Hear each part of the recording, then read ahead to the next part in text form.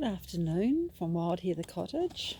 I'm just sitting out here at the moment potting up some seeds, as you can probably see in here. These are our winter veggies. So I've just been sowing some of them, and I've been propagating a lot of cuttings as well in here as well. You can see little cuttings in that, and I've got them in willow water, which I don't know, these are the willow leaves here, willow, see?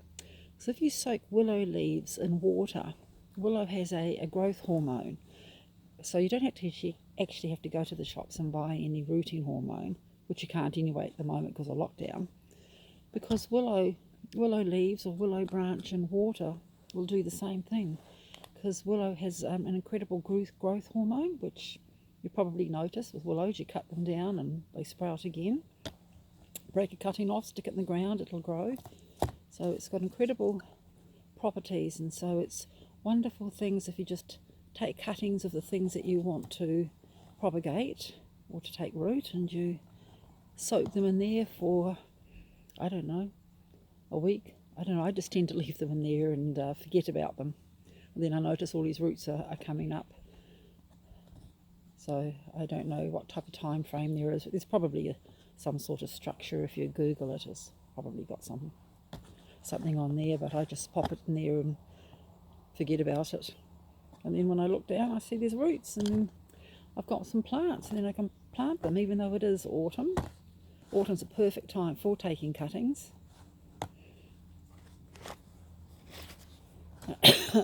Excuse me, no, I don't have the coronavirus. I just choked.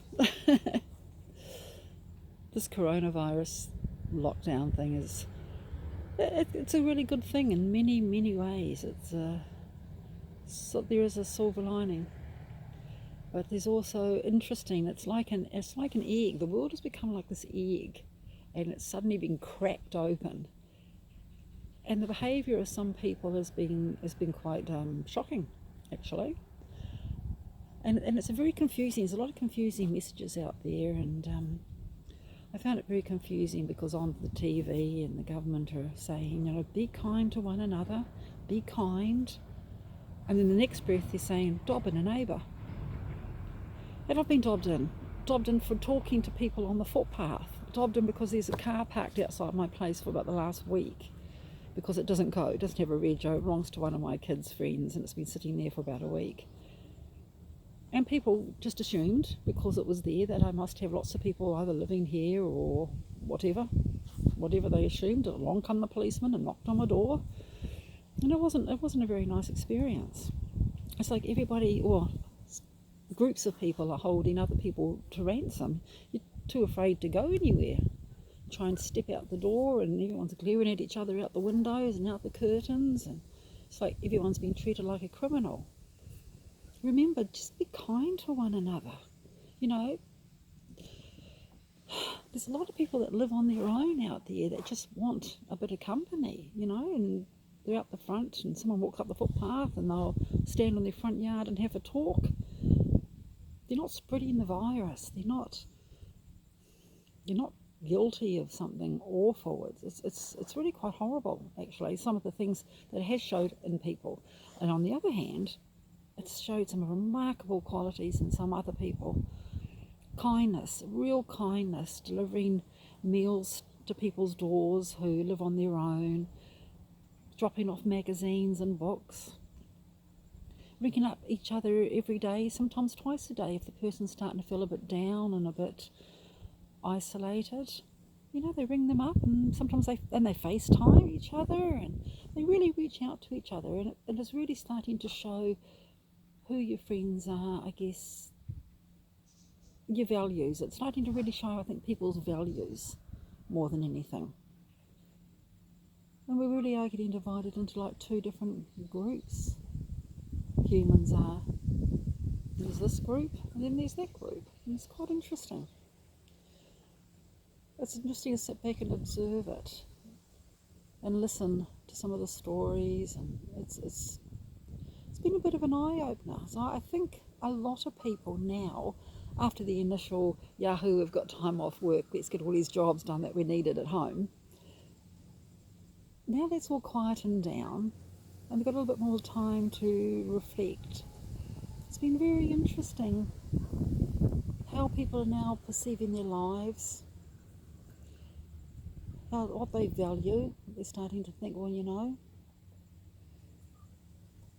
maybe, I've just been going through this treadmill thing happening, life's just been happening, and maybe I need to do a little bit more for me. It's been really interesting what it's starting to reveal. So as I said, it's a really good thing. People are starting to calm down. Gardens have been dug, new gardens have been put in. It's great to see nature being nurtured and appreciated. People are cheerful. They go up the street, hello, and they're greeting each other, and people I've never spoken to before, stopping on the footpath and having a chat. And it has brought a lot of people together, but it also has separated us a lot as well. Not just because we can't mix, but into, as I said, into two groups of how people think and their values. And I think there must be a lot of very unhappy people out there who are unhappy in their lives. They seem to makes them feel better to send the policeman running all around the neighbourhood, dobbing them in for things that don't even exist, just because they're unhappy and they want everyone else to be unhappy, I suppose. I suppose that's a judgment, but I don't understand why they do that without having any real proof or knowledge. It just creates distress and anger, and when all this is over, there's going to be words said with a lot of people, and perhaps friendships even broken, or what they thought were friendships, perhaps. So it is an interesting cleansing time, not just for Mother Nature, but for us also as humans.